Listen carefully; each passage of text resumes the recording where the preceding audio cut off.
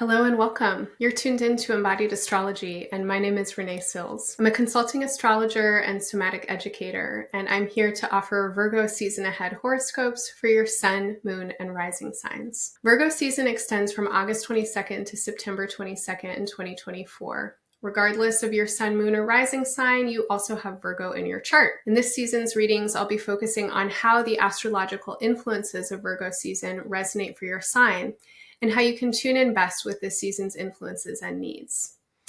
These horoscopes are focused on you, and in order to deliver what I feel are the clearest messages, for the most part, I don't get overly detailed about astrological specifics. If you want more information on what transits, aspects, and retrogrades are doing this season, and if you're interested in my take on what this means for our larger world and current events, make sure to take a listen to my Virgo season ahead overview, where I break down this season's astrology in detail and offer interpretation and intuition for working with it on personal and collective levels. Over the course of Virgo season, I and the team here at Embodied Astrology have a number of offerings that resonate with Virgo's needs of practicality, healing, and service to the larger whole. Practically, astrology is a great tool for timing and strategy. And historically, it has been used by leaders in all spheres to take advantage of opportunity and work skillfully with challenge. As you're probably well aware, there are lots of challenges in our world right now that need skillful approaches in order to heal and tend the needs of the greater good. In service of these aims, Embodied Astrology is hosting a participatory astrological research group where we're exploring critical areas in need of activism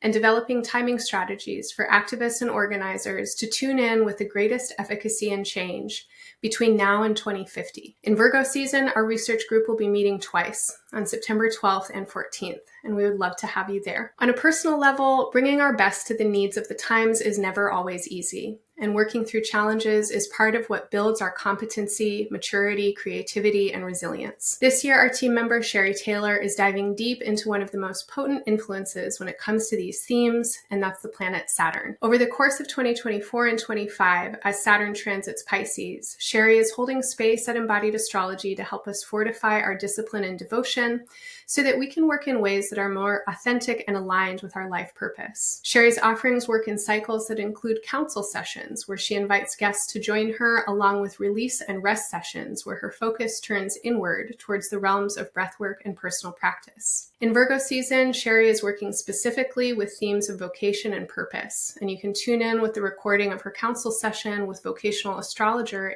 Renee and integrate with her through the healing release session on September 1st. One of the most challenging experiences that many people are contending with right now is information overwhelm and uncertainty about what is real when it comes to media, information, and news. Current astrology reflects this powerfully in the transit of Neptune at the last degrees of the zodiac. In astrological symbolism, Neptune is associated with our imaginations and the power of our minds to produce feeling states that shape our perceptions of reality. Correspondingly, Neptune is also associated with created images, as we might encounter them through realms of visual media, especially photography and video. With digital manipulation and artificial intelligence becoming increasingly commonplace, it's important that we have discernment and awareness as we navigate the realms of shared information. If you're interested in exploring these themes through astrology, check out the Nebula Lab with Gabs 404. September 7th session will focus specifically on AI and its connections to imagery and visual culture. As social media and news increasingly become sites of social division and manipulation, it's essential that we build skills to contend with conflict. Astrology happens to be an amazing tool for navigating difference and conflict in creative ways that support us in seeing where and how we can work across distances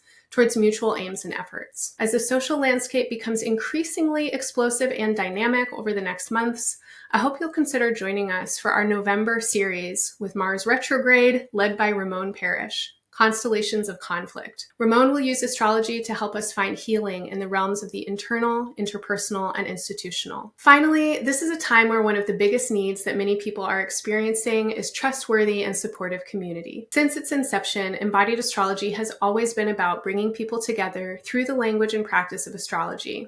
and we continue to offer nourishing and soulful communal spaces monthly and weekly. Once a month, you can join us with Janata Petrus for the Full Moon Artistic Alchemy Spaces, where she'll offer prompts and practices for working with the full moon's influences, the seasonal cycle, and your natal chart. These spaces are rich with support for sustaining through the ups and downs of life with creativity and joy. Join Janata on September 15th for the Pisces Full Moon Edition, which is sure to be an extra potent one, as that full moon is also the first lunation of this year's second season of eclipses. For weekly support, you can find me every Monday in Somatic Space, where we work with the astral influences of the week ahead through gentle and adaptive movement practices, guided meditation, breathwork, and visualization. These sessions are meant to set you up to meet the moment and cultivate mind, heart, body practices that help you align with what astrology is asking for now. Finally, for those of you ready to get offline and into dimensional space together, I hope you'll consider joining me October 24th through 27th for an on-land retreat at the Eco Dharma Center in Colorado's Rocky Mountains. Together with Ramon and Michelle Gabrieloff Parrish, we'll be exploring the intersections of astrology, embodiment, and environment. You can learn more about everything I just mentioned through the links in our show notes or at embodiedastrology.com. Last but not least, I hope that you find this work supportive, and if you do, that you will support us in turn. The best ways to do that are to subscribe, follow, like, and leave us comments, which helps our channels grow. Your one-time tips, recurring donations, and monthly memberships are so appreciated, and they sustain the production of this work. Thank you.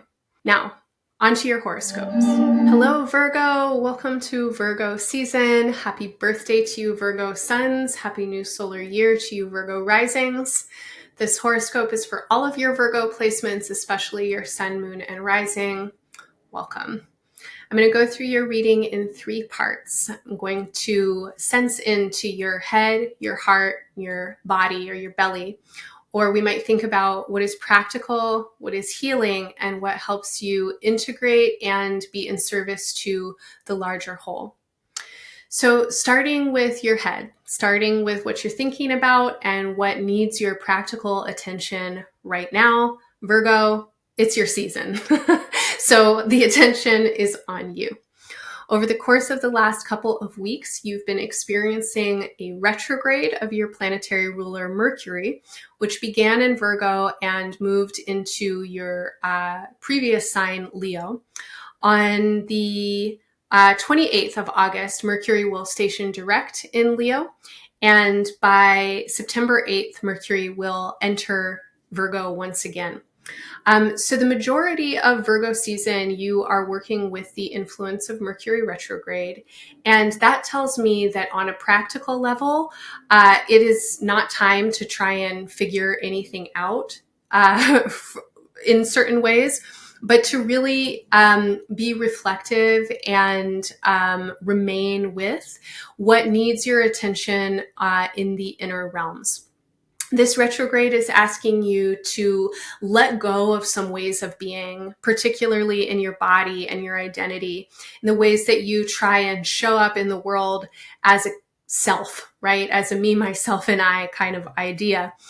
This retrograde is asking you actually to let those ideas go, to release some of the fixation on who you can be or what you can do, and to recover aspects of your being that are essentially, intrinsically, unavoidably interrelated and interconnected. These aspects of your being feel spiritual and energetic as well as environmental. There's a sensation here that you are being shaped and that you are being affected by the invisible realms. The invisible realms can certainly include your actual environment, the air, the water, what's happening in the collective consciousness. It can also include ideas of ancestry and what's coming through in your DNA or the influences of legacies or lineages that you're a part of. Invisible realms also connect us with guides, guardians, and helping spirits, with the spiritual realm, however you might access it or feel it. And the invisible realms could also have to do with phantoms and hauntings or fragments of energies that are unresolved in our own psyches or in the world around us. My feeling for you at this time is that you really need to be with what is energetic, and the kinds of stuff that emerges in this space is asking for attention. It's asking for healing. It's asking for the kind of processes that are actually non-linear and really require you to simply be with them. On a practical level, this involves resting. And so please, at least over the first couple of weeks of Virgo season, emphasize your need and your right to rest. This is a great time for you to sleep in. It's an excellent time for you to take naps. It's a good time for you to give yourself permission to move slower. This is not always easy for Virgo types, and therefore, on a practical level, I would say it is a great time to recruit the support and assistance of your relationships. There are people in your life who you trust to help you hold clear and loving boundaries around your own energy. You can ask for support from those folks to help you remember that it's okay to go slow, that it's good for you to rest, that you can sleep in today or take a nap tomorrow. And if you don't know who can say that to you in your life, then please continue to return to this recording and this horoscope, and I'll hold that place for you. Virgo, it's so important that you rest right now. All of the external needs that are pulling at your attention, including all the many things that you're trying to do, all the ideas of what you could do, all of the anxiety of what you should do, none of that will happen effectively or to the best of your capacity if you are energetically depleted. It is really important for you to rest. Secondly, on a practical level, I'm going to say that it is essential that you remember that you're not alone and that you practice working in your life in ways that help you sense into the greater continuity of life and help you feel the support of relationships across multiple dimensions. To me, this feels like taking time every day to meditate with environmental awareness. As you breathe, you are breathing with plants and trees. As you sip water, you are taking the waters of life into your body, the water that has been here since water existed on Earth and has moved through every body ever in existence in all kinds of forms and all kinds of substances. And when you attend to your own energy, you are attending to the multitudes of beings that have been part of your energetic emergence. This includes, of course, your ancestors, but it also includes all who have been inspirations for you, all who have been teachers for you. Many of our teachers are not always, the people that we want to hang out with all the time. And so there might be a feeling of just allowing yourself space and focus and concentration to feel the ways that you have been and continue to be affected and interrelated in many different realms. And as you do this, to also concentrate on the actual container of your body, your skin, the structural parts of your body, your bones, and the kind of membrane of your energetic awareness or your sense of self, and to remind yourself that even though you're made of water and air that has circulated through all life forms, and even though multitudes move through you, you are also an individual being here for a unique experience on planet Earth as a uniquely individuated corporeal form. And you get to have that experience in this life. You get to have the experience of being a self. And as you connect to the idea of your interrelatedness, you might also really honor and connect with your notions and ideas of being a self and send that sense of self love. I like to do this by actually bringing my hands to my body as often as I can, hopefully at least once a day. I take some time to bring my hands to my body and send love into my organs. send love into my heart, to my lungs, to my guts, to my brain. Sometimes I'll wrap my arms around my body and squeeze really tight and try and send love into my inner child. All different ways that you might send love to the feeling of selfness.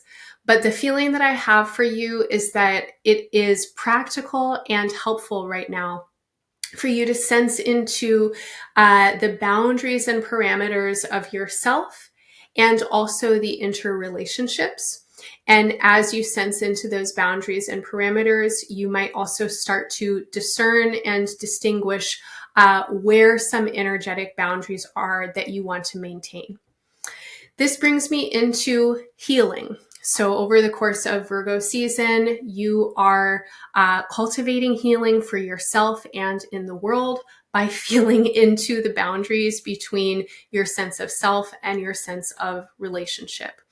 Virgo identified people are often people who have somewhat porous boundaries. The tendency with Virgo identification is to sometimes be really sensitive to who else is out there or what else is out there, and to take on responsibilities for others or to overextend and kind of meddle in the affairs of others. Basically, this is a period of time when I'm going to say it's important to know where your lane is. And it's important to remember that when you care for yourself and when you care for your needs, you are actually caring for others. You're caring for your relationships. Not knowing what your own needs are and not caring for your own needs does not help other people around you. And it's not always this simple. It's not always so easy or even possible to care for yourself first.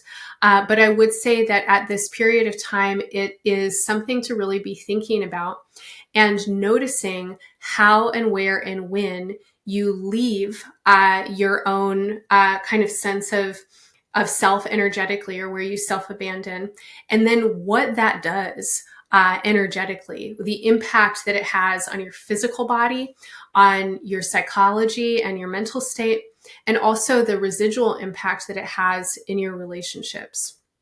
This is definitely a particular emphasis and area of focus throughout Virgo season around the new moon and the full moon. So we have a new moon in your sign on September 2nd. This is a new moon that is at 11 degrees of Virgo. So if you happen to know your degree placements, you might be interested to see where that new moon is. The full moon on September 17th is at 25 degrees of Pisces. That means the sun is at 25 degrees of Virgo. The full moon on September 17th is a special lunation. It is the first of a sequence of eclipses that will occur between now and February of 2027 in the seasons of Virgo and Pisces. So this is the first eclipse we have in this series, and over the course of the next 2.5 years, eclipses will continue to happen in these signs and seasons. When we have eclipse energy coming into our home signs or big three signs, definitely we want to pay attention and tune in with some of the evolutionary invitations of eclipses. Eclipses speak to us of the need to grow and evolve.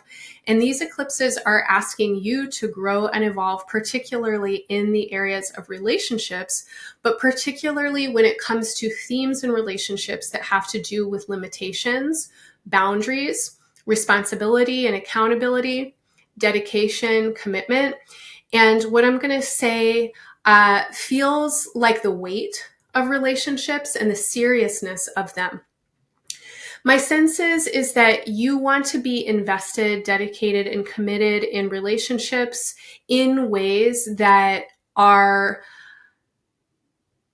feel creative and that feel joyful and that actually have a sense of resonance between you and whoever you're related with, that feels sensitive and empathic and reaching towards compassion as much as possible. And that at this time, it is so important that you work with patterns of self-negation, and I'm going to say criticism that might get in the way of relationships actually deepening and fortifying most healthfully, most generatively.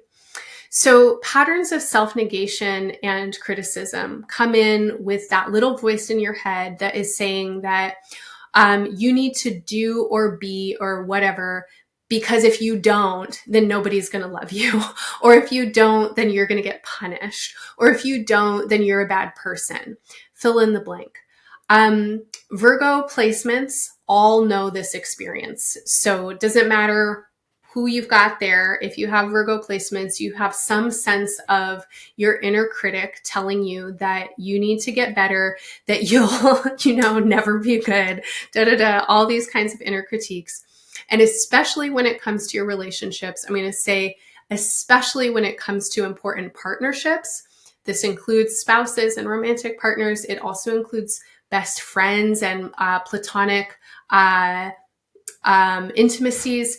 And it certainly includes anybody who you might be working with or have some kind of contractual agreement with. It is so important that you are not maintaining those relationships because you're operating from a sense of internalized deficiency.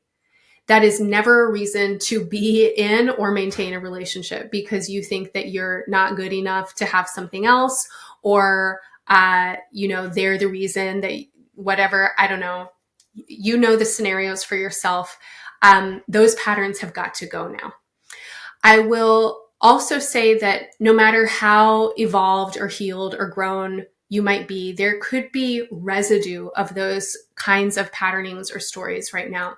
And so anywhere you might find yourself comparing, competing, or critiquing subtly in your inner body with other people, or with internalized ideas of how the world wants you to be or how it perceives you or something like that, that is an area of healing.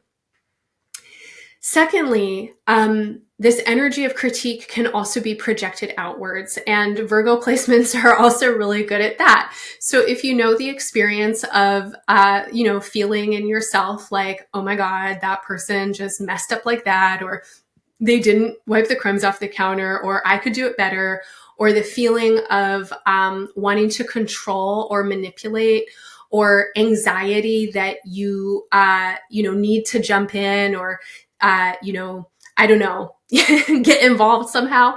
I'm going to say, Virgo, take a chill pill.